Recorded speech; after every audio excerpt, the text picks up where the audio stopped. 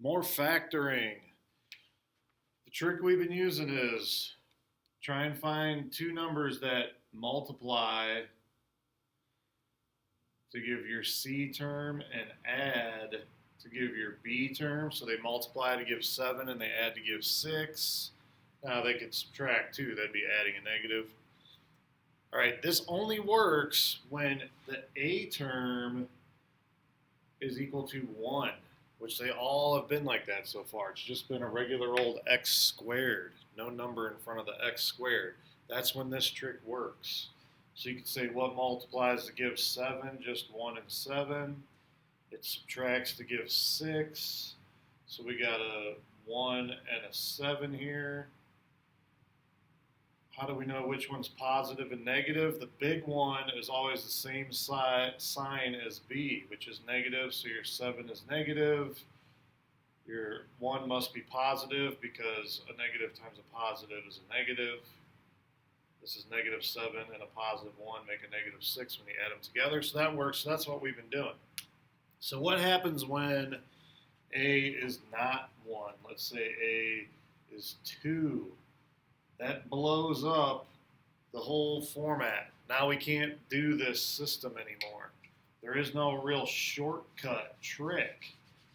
It just becomes more difficult is all. So let's say we have 2x squared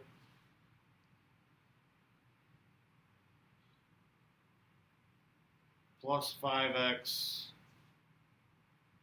minus 7. I probably should have checked this first. Let me see if this is going to work.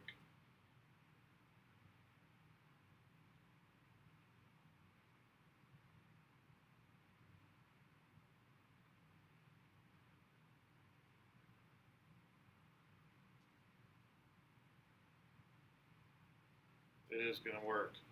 All right. When you have something like this, what you want to do is write out the factors of your C term and of your A term. So the C term, what are the factors? Factors meaning what are the two numbers that multiply to give 7? In this case, negative 7. Well, it's just 1 and 7. But for a negative 7, one of them has to be negative. So it's negative 1 and positive 7, or it's positive 1 and negative 7. And then for the 2, it's 1 and 2, or it's negative 1 and negative 2. And then it's some combination of that, meaning when you write out your parentheses, it's not just going to be x and x, because x times x is x squared. One of these has to be a 2x, because 2 times 1 is 2.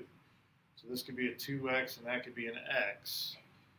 And then our numbers here are so we basically got rid of those two. Now we need the 1 and the 7 go here and here. But it matters which one goes where. You can't just put the 1 and the 7 here and decide which one's positive and negative. That might not always work. You might have to have the 7 here and the 1 there and then decide which one's positive and negative. Order matters in this one. Where it didn't matter before, it matters now. That's why this becomes more difficult. So this is really a pretty complicated puzzle where there's just a lot of guessing and checking. So it's kind of annoying.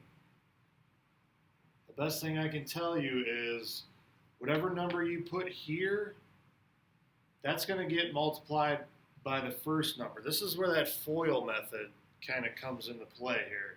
The first, the inside, the outside, the last. When they say outside, I mean these two are going to get multiplied together, and the inside means these two are going to get multiplied together. So let's say you put the 7 here. When you distribute that 2 through, you're going to get a 2 times a 7, which is going to give you a 14x as one of your 4 terms. And then if you put the 1 here, that's going to give you a 1x. Is there any way to combine 1x and 14x to get 5x? No, that 14x is too big. That blew us out of the water. So that last term cannot be the 7. That last term has to be the 1 to keep these numbers smaller. So if this is the 1 and this is the 7, now when you distribute the 2 through, the 2x through, you get a 2x there, and you distribute this one through, you get a 7x there. Is there a way to combine 2 and 7 to make 5? Yes, so that's got to be the order. Now, which one's positive and which one is negative? We wanted our, let's see, we had a 7x and a 2x. We want this one to be positive and we want this one to be negative. Because then when we combine them together, we get a positive 5x. So that's going to mean that the 7 had to be the plus and the 1 had to be the minus. Now, this is tedious and it's like a puzzle, so it can be fun if you like puzzles, I guess. But for a lot of people, you're not going to think this is fun, and this is going to be annoying. So here's the shortcut. On a test, it's most likely going to be multiple choice. So that could be one of your choices. Another choice might be this. There's really only a few combinations here. Could be this. Or it could be this. But those shouldn't be 2's. All right, you're probably going to get 4 choices that look like that, or something similar to that. In this case, I would recommend looking at this as 4 problems in one. This is the answer that you're looking for. Do the distribution here. Actually multiply these out. These would be like 4 different questions that you had to do. This would be like problem 1, problem 2, problem 3, problem 4. Do all those and see which one gives you that answer. You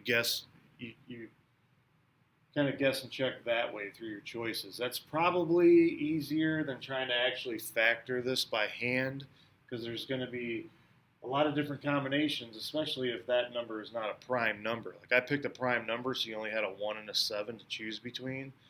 If that's like a 12, then you got a 1 and a 12, a 2 and a 6, a 3 and a 4. It starts to get a lot more complicated. Then you're really going to want to guess and check on your answers. So just start multiplying these out and see which one gives you that. I already showed you that was the answer, but say you guessed it was B first. On B, you would do 2x times x, which is 2x squared, 2x times negative 7, which is minus 14x. Then you distribute your 1. Your 1 times x is plus x. And your 1 times your minus 7 is minus 7.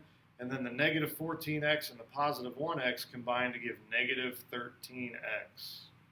And that is not correct. We needed a positive 5x. So that's how I would recommend you do these if you run into a problem like this on a test, is just check each one and see which one gives you that answer. So I'll show you how number 1 worked again here. 2x times x was 2x squared. 2x times negative 1 is minus 2x. Then you distribute the 7. 7 times x is plus 7x. 7 times negative 1 is minus 7. And when you combine your middle 2 terms out of your like terms, a positive 7 and a negative 2 make a positive 5. And that is exactly what you were looking for. So A in this case would be the correct choice. You want to see these last 2 just for the fun of it. 2x times x would be 2x squared. 2x times 1, negative 7 times x, and negative 7 times 1. So this one was close, but this gives us a negative 5 when we combine these 2. And we want a positive 5. So that wasn't quite right. How about this last one? I can already see the 2x times the 7 there is going to give us a 14x, and that's going to be too much. So that's definitely not right. That's going to be similar to this one, except we'll end up with a positive 13 instead of a negative 13.